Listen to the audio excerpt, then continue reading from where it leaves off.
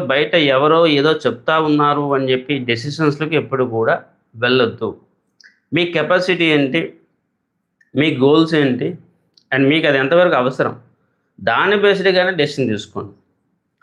నేను చాలామంది చూసాను. సిల్వర్‌లో చాలా భారీ మొత్తంలో ఇన్వెస్ట్‌మెంట్ చేశారు. సో, అలాంటి పద్ధతులు ఇకనైనా ఆపండి. యూట్యూబ్‌ని, సోషల్ మీడియాలో ఎవరైనా ఉన్నారు, ఎవరైనా చెప్తున్నారంటే అర్థం చేసుకోవడానికి ఎడ్యుకేషనల్ కంటెంట్ వరకే దాన్ని ఉపయోగించండి. ఇన్వెస్ట్‌మెంట్ డెసిషన్ తీసుకునేటప్పుడు సరైన ఫైనాన్షియల్ ప్లానింగు, సరైన risk profiling and risk management అంటాం. దాన్ని అర్థం చేసుకొని ఇన్వెస్ట్‌మెంట్ చేయండి.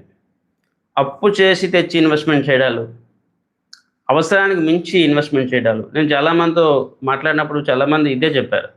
మేము అప్పు చేసి సిల్వర్ కొనుక్కున్నామండి అని చెప్పి. సో, అంతలా అప్పు చేసి కొనుక్కోవాల్సిన అవసరం ఏముంది? అండ్ ఈ